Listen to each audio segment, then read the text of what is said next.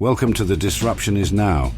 Join us on this enlightening journey as we explore how AI is impacting our jobs, careers, lives, and the human experience. Each episode, host Greg Matusky will converse with visionaries and innovators at the forefront of AI, diving into its challenges, opportunities, and impact. So buckle up as we venture into the heart of disruption, and together, let's unfold the future. Well, welcome to another episode of The Disruption Is Now. I'm your host, Greg Matusky. I am also the CEO and founder of Gregory FCA, the large national public relations agency. I am back in studio after a week of being in Las Vegas at HumanX, the most consequential AI conference I've ever been at. And we filmed a lot of podcasts straight from the floor there. It was really interesting. I love it when I break out of the traditional AI generative PR scene and really learn from individuals who are creating really complicated applications in AI, where they think the market's going and where the world's going. But I'm back in the saddle, and I'm talking about AI and public relations, my first love. I am here with Andrea Gils. Did I get that right, Andrea? Andrea Gils. I'm sorry. And she's with Shiftmakers is the firm.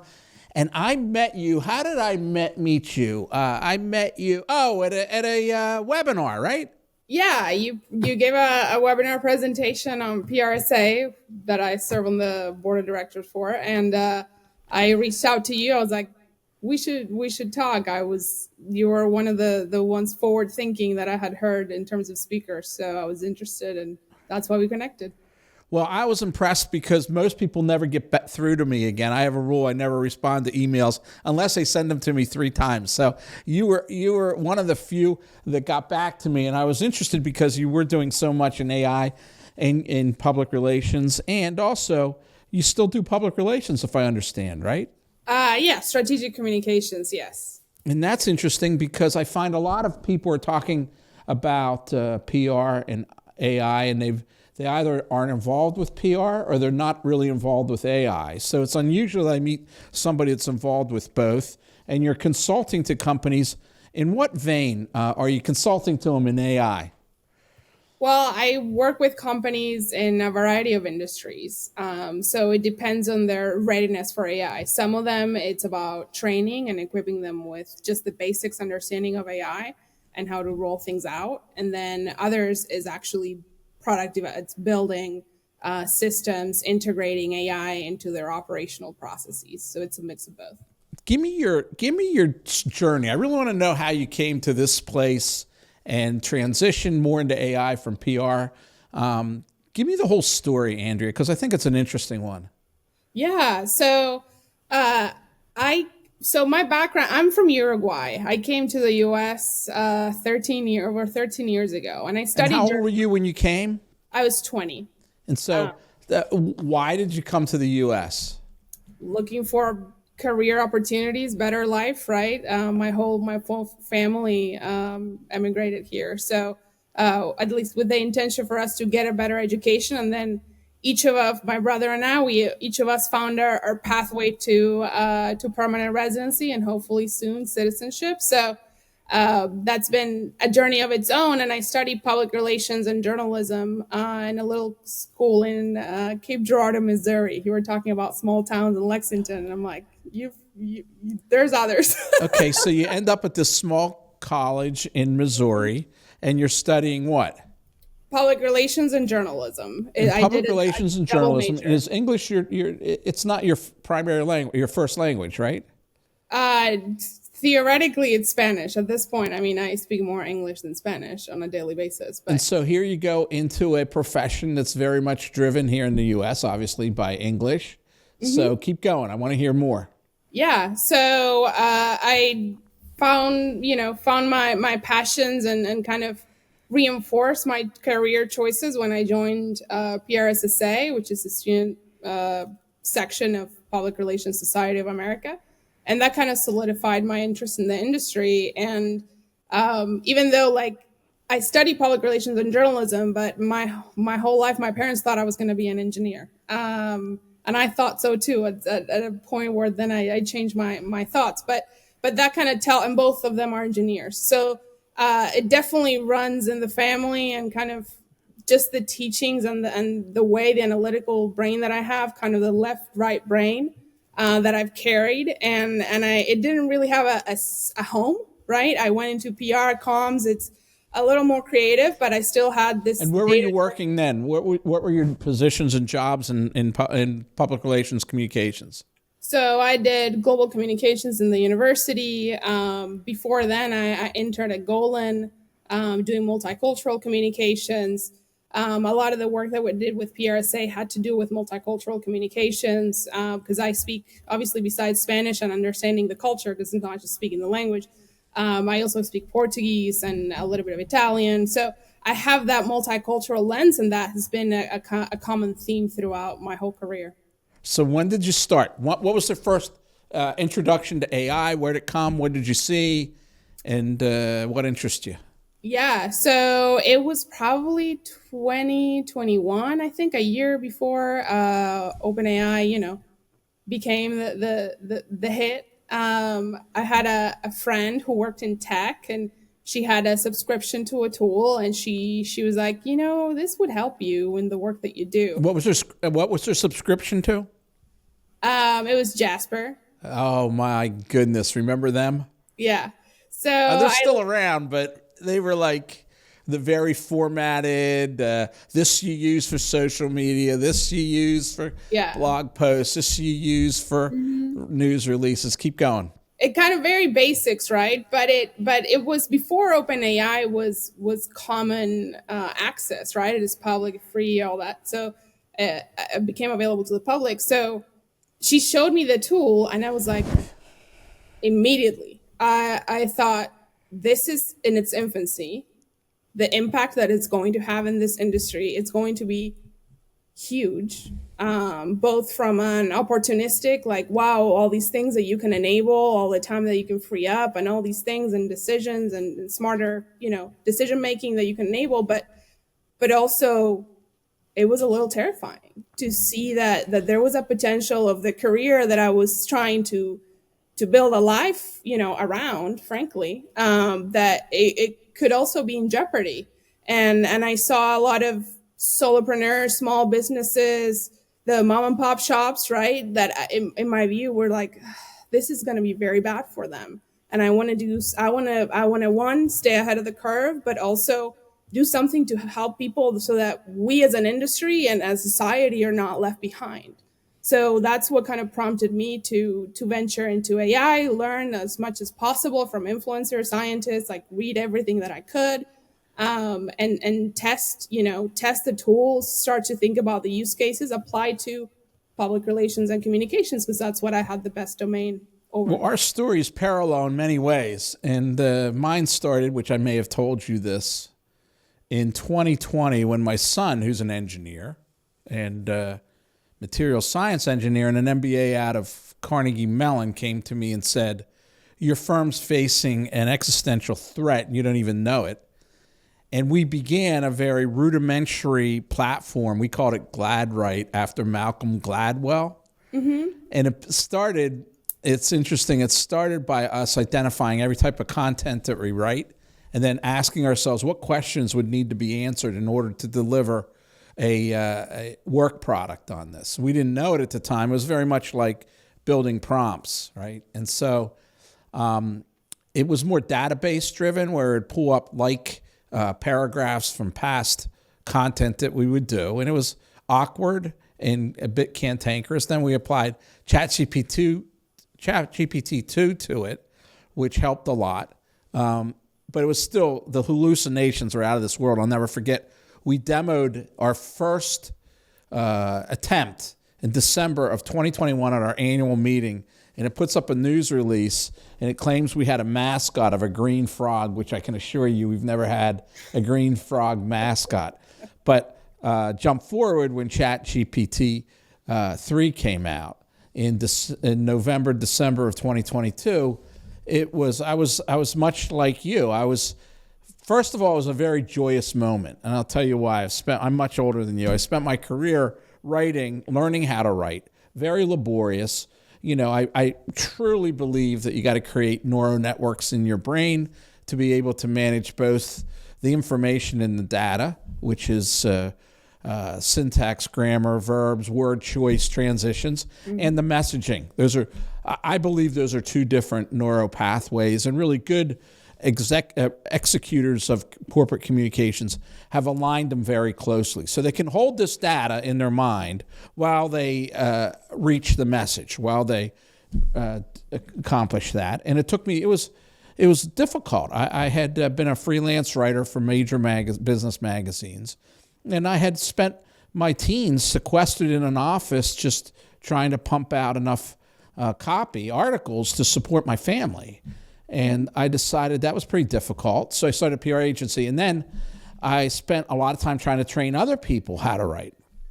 And that was difficult too, because no matter what I would say, no matter how much energy and excitement I'd bring to my seminars, it never seemed to stick, right? Because to create those neural pathways, you can't learn to ride a bike at a seminar, right? At a webinar. And you can't learn to write at a webinar. It's only a process of redoing it over and over again. So when I saw it, I was very joyous. I said, when I first saw ChatGPT in December of 2022, I said, this is it. I can finally give the gift of communications to more people. I can teach them how to use this machine instead of how to recreate those pathways in their mind, because young people today, I just don't feel as if that's where they want to spend their time. I mean, I don't think the attention span is worth 10,000 hours. So I share the journey with you. And I was at a point in my career where if I ever had to write a new hire release again, I would probably jump off a cliff. So it's really reinvigorated my career and given me new pathways and open dimensions I could never expect. And how about you? Like, what has been the surprising things that you have found in your journey to AI and human communications? I mean, to me, it's that it's opened the floodgates for you to learn, right? So knowledge that was so access prohibitive, right? Whether you had to pay for a course, whether you had to attend university and spend all that time doing that. In which way? Domain subjects or AI? Anything. Domains, AI, domain subjects, anything. Give me an example of perhaps something you self-schooled yourself on with the power of AI. Automation. Python coding. Like, those were things that I didn't go to school for that. I mean, part of me wishes that I had pursued a triple major in some kind of engineering so that I could, But you'd just be using AI to do it anyway. So maybe you were not the greater fool there. Maybe you were very smart. Go ahead. Yeah, but I think that has been an incredible door opening for me, because it not just, productized services and things like that. It allowed me to kind of build what you say, those new neural pathways, a different way of approaching problems, a different way of solving processes that before maybe it was more of a linear thing. You would go to a tool or an intern or a junior person, right? Get help with a specific task. And now I'm able to kind of blend both that creative mind and that data mind and integrate things so that it's not just, oh, I write a blog. It's, I have an idea and I trigger this action, and this action does this and this and this and this. And you can automate all those things, and people don't realize it. And I think once you see the power of the combination of both AI and automation, you can really get excited, and also at the same time, like we said, a little scared, right? That there's a lot that, could be displaced in terms of the workforce. So do you think it's going to displace a lot of communicators? I think, there's this quote, I don't really know who the original person who said it is, but right, like, AI is not going to replace you, it's going to replace people who use AI. And I think that's very much the case, because you need different kind of resources to do problem solving. You want someone who has agency to make their own decisions, to think about problems and make critical judgments that AI at this point can't do, right? And so I think displacement entirely, no. But I think people in junior roles, internships, those pathways that were essential steps for people to learn the trade and to eventually become experts, I think those steps they're going to be cut. And so the question is, how is a newer generation that wants to go into the field, how do they get those gray hairs, right? I can give them a lot of those.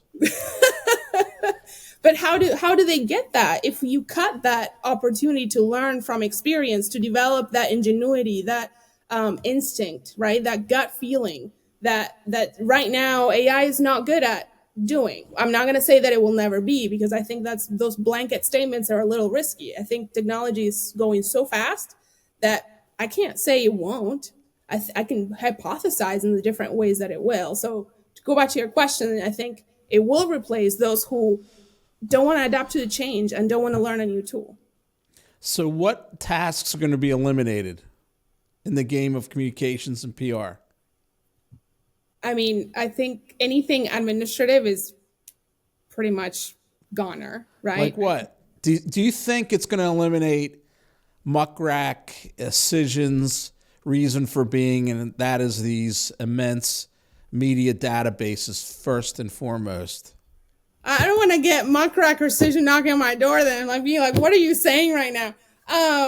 But well, I'll get them knocking on my door. I think it will. And I mean, I think it's a product of two things, and I'll get them really knocking on my door. One is that AI is going to allow you. I just did this. I said, give me the last 2 years of every major business magazine that's reported on female entrepreneurs in AI.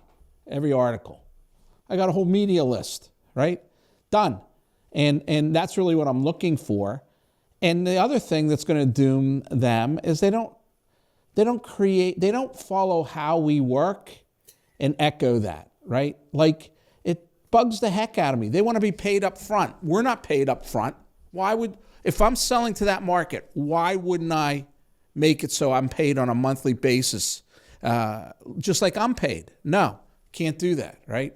And they don't make it so that, they all want to have a CRM of some sort for PR when they don't realize we're on all kinds of platforms. So, they can bang on my door and come after me. I really don't care, because I pay them way too much money, not to be critical of them.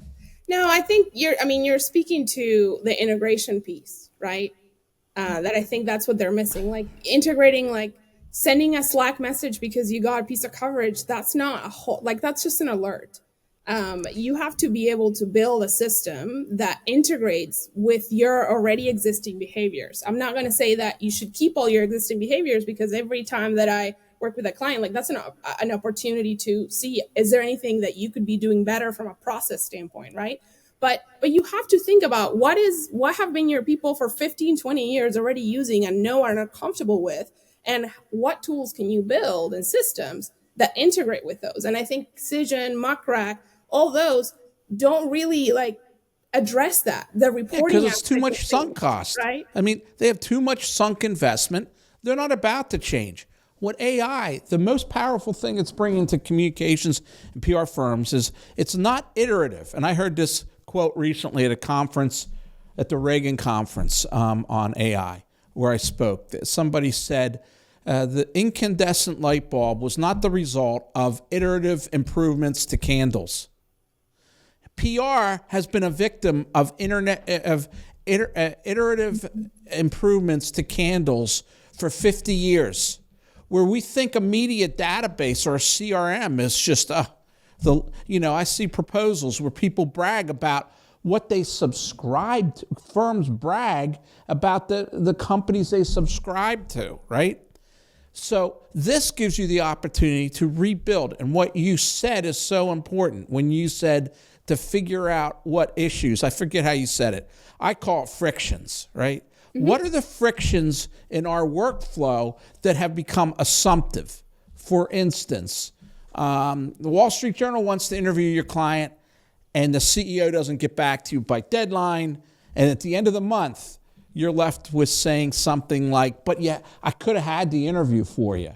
which shows no value at all, right? If you would have gotten back to me. Well, with generative AI, you can do all kinds of upfront research, matching quotes, draft quotes to specific issues in the marketplace, and to provide those, right, instead of, hey, the Wall Street Journal wants to interview you about XYZ, provide pre-approved from a library of 20 different pre-approved quotes that would assure the CEO or the internal communications person could just go in there and get approval instead of having to craft it on the inside. That's reworking the whole workflow, right? As another example, I've been very involved with a new platform I'm building called Crisis Calm, which is a crisis communications platform. It all developed because I saw very large agencies sell crisis manuals, right? They sell these large manuals when a crisis occurs. No one goes through 300 pages of textbook crap about what is a threat. Is it existential or is it survivable, right? They just want to be able to create a plan in the moment according to the exact scenario with an informed machine that understands the company's philosophies, approaches, that has done this before, creates the plan and on all the documents down to customized documents so that if there's, for instance, a fire in an aerospace plant, you have a different communications going to the people who live adjacent to the plant than you might have to the city as a whole. That's what it gives you, and that's why you need to rework it. I'm going to go back because I remember something. This issue about losing jobs to this, right? And you know, I'm not as pessimistic as most people. And that cliche, you know, you're not going to lose your job.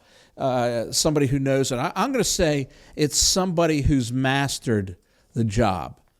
Andrea, if you walked into my door and you said, because you're a master, and you said, this is what I know, I'd say you're hired, right? That's the difference. If somebody walks in and says, I know how to generate content using AI, I'd say that's very good, right? But it's not the toggle, right?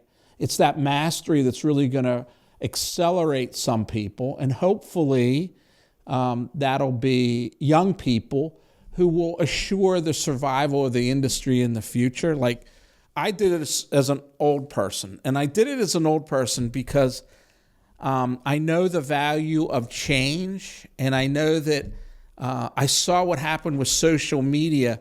That was driven by young people coming into the workplace with their own devices and their own MySpace pages and their own Facebook pages, and all the senior members learned to catch up from it. But look at all the bad side that came from it, okay? And I didn't see the young people coming to me, and I said, this is a perfect opportunity to do it right. Instead of social media, we will build the guardrails. We will build the policies. We will train. We held 104 training AI sessions last year, right? And when young people catch up, they're going to come in then and have the playing field. The soccer field's already built, right? If they come in and they have the knowledge about how to score, great. If they don't, it's built and we'll train it to them. So that's been very effective in my firm. I don't know what you think about that. I mean, I think that works, but I don't think that everyone has access to those kinds of resources, right? And so the person there's like all these different components getting mixed, right? The questioning of the value of an education and the questioning of a degree.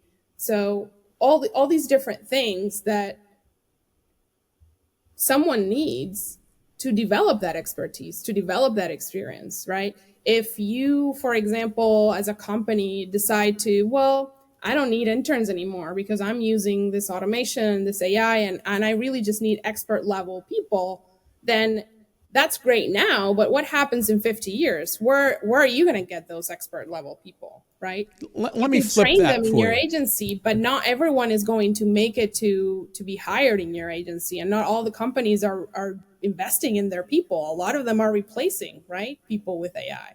So it really Let me depends. flip that for you. Yeah. You know, in my firm, I've seen a 13% increase in productivity being AI enabled in our first year. That hasn't led to anyone being laid off. I mean, we may have not hired as many as we would have, but this summer, we're still bringing in 7 recent college graduates as new employees. Okay? And they're still going to have an important role. They always have. We've had this development program where we bring in recent college grads and they become our next wave. And in fact, my partner started in that program now as an equity partner, and it works really well for us. So I'm not letting anyone go. Here's why. In let's say 2010, okay? I used to go to New York every week, right? I have an office in New York, Philadelphia, Boston, London. And there'd be a line around Penn Station of people waiting for cabs. A line around Madison Square Garden, right? It could be 7 degrees out. And there'd be a line of 100 people on a rainy or cold day. That's because we thought supply and demand for personal transportation was being met by the supply of taxis according to the demand from travelers. We thought it was being met. The X and Y were crossing, right? When Uber came along, we suddenly realized there's a huge market for personalized transportation that we had missed for generations because of all kinds of impediments, regulation, taxi cab medallions you needed to buy, a government interference that we couldn't see. So I believe, and you call me crazy, there is a huge demand for highly customized, personalized communications. We don't see it because we believe there's exactly as many PR firms and people as there are demand for these services. But if you could accelerate the velocity of quality work product, which we have shown is possible, clients will want more and more and more, and we'll be able to produce more and more and more. And the demand supply lines will lift up. That's my hope. That's my thought. And, I'm an old guy. I've been written off many times in my life. And somehow, the demise of media, for instance, this dismediation of media, the fracturing, the splintering, that was going to ruin PR agencies. And guess what? There's more channels today than ever. So in a way, it's been very good. It used to be that all you clients just wanted to be in the Wall Street Journal, Fortune, Forbes, maybe the nightly news, right? Trade Today, is like that.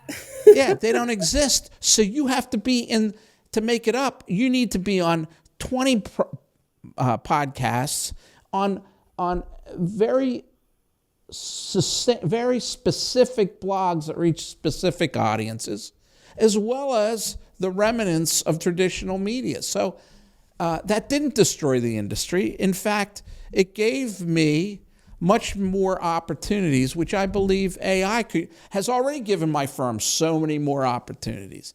Am I crazy? You can punch all the holes. You can come through the camera and tell me why I'm wrong. No. I mean, that's just evolution, right? Every industry has evolved. And I think how the industry comes out of this transition is going to depend on people, business leaders like you, who are investing in its people, who are upscaling, and who are really looking. You talked about, being very precise with the types of blog that are strategic, right? And so I think the industry is going to shift, to me, in a good way, because if you think about just the generalists, the PR in general ends up being a lot of tactical work, even though it shouldn't, right? It should come from research and from strategy. Having the tools that are taking care of all that tactical work allows you to become a better strategist and to become a better researcher. So the role itself is going to shift. It's going to be it's not I'm a good writer and I'm a good social media manager. It's going to be I'm a good strategist and I'm a good technologist that combines both, right? But that's a very big shift, and I don't think everyone is going to really tack onto that and have the advantage of accessing that kind of unlock the next level of the industry. And that's what I speak about, like displacement of people. I think what AI is going to do is going to bifurcate a whole lot the real experts with the day-to-day, right, the tactical work, and those are the people that are going to be affected the most. Well, let me conclude by giving you a couple minutes to promote your new vision of what you're doing, so that if anybody need, I get requests all the time. I go, Greg, could you come in and consult to us? And I go, no, that's not my business. I don't rework other people's workflows. I don't build AI platforms. Like, I do PR, but I see the advantage of it. So why don't you give us a little view into what you're doing now? Yeah, sure. Thank you. So at Shiftmakers, what we do is focus on looking at what are the opportunities that you have as a business, re-engineering your workflows, and using technology to get you to where you need to be, in very simple terms, right? So it is looking at how do you currently run your operations. We're doing marketing and comms teams and industry, but shifting more into other industries as well. Specialties, I will say, functions. We work with healthcare, with higher education. That's a lot of my background, government, tech. But really what we're focused on is how are you doing your business today? How can you apply technology to get you to scale, to grow, and whatever that looks like, whether it's growing your staff, growing your sales, growing your number of accounts. But it's really use technology to get there. And don't forget the humanity, the empathy, and inclusivity behind what you do when doing so. Let me ask you something. Final question. I ask this to all my guests, and I've had the opportunity to ask this of all kinds of people, those from academia, PhD, machine learning individuals who've been at this for 30 years, as well as recent users and entrepreneurs and researchers. What has surprised you most about AI? Not the tool itself, but the people's reaction to it. I think the naivety and also, in some ways, unveiling mediocrity. Because a lot of people I see are like, well, this is good enough. And I think that shows the lack of growth mindset, of wanting to be better, to grow. And I think that AI, now I'm seeing that come through when I see content, when I see things that are like clearly unedited, clearly not fact checked. I think that has been surprising to me. You know what surprised me most? What? How it's changed me. You know, I'm much more open to crazy and interesting ideas. I do believe that it has a degree of intelligence which is almost alien to us. And I think it has changed my thought of what the universe, what the cosmos could be. And that there might be all kinds of alternatives. There might be a universal consciousness. We may reach consciousness. We may find alien life here in AI before we do somewhere in our cosmos. Or we find it in the moon when we're trying to build data centers, right? Exactly. And my client, Flexential, is doing just that. They partner with a company that is doing data centers on the moon so that they can capture important data from satellites and defense systems and everything that's going on in space. So that's interesting. It was great talking to you. I'm really proud of you. You know why? Why? Because you've seen what needs to be done and you're doing it. And you've gotten excited by it. And you've applied a degree of curiosity, which is really needed in our industry, Andrea. Andrea. I said it wrong, right? Andrea. No, you said it correct. You said it correct. It's all good. right. Yeah. And and the journey that you've come through, coming from Uruguay to be able to be at this point, just amazes me. I mean, I was born in this country. I spoke English first always, and yet you've taken it from a really cool beginning to, I think, somewhere that the industry needs. We need young people like yourself who are willing to learn and master these technologies to assure the viability and survival of our industry. And where I see young people adopting AI, I don't rarely get somebody who's mastering it like you. So that's why I'm so proud of you, and think the world of you, and was so impressed with you when we first talked and continue to talk. So thank you. Thank you so much for the opportunity. I'm excited to continue to hear your podcast and the amazing guests you get too. All right, let's promote this and get you out there so that you can do more good. Thank you. Thanks Take care. Much, Greg. Have a good day. This podcast is a production of Gregory FCA. If you enjoyed our discussion today and want to continue exploring the transformative power of AI, please check out more episodes and subscribe wherever you listen to podcasts.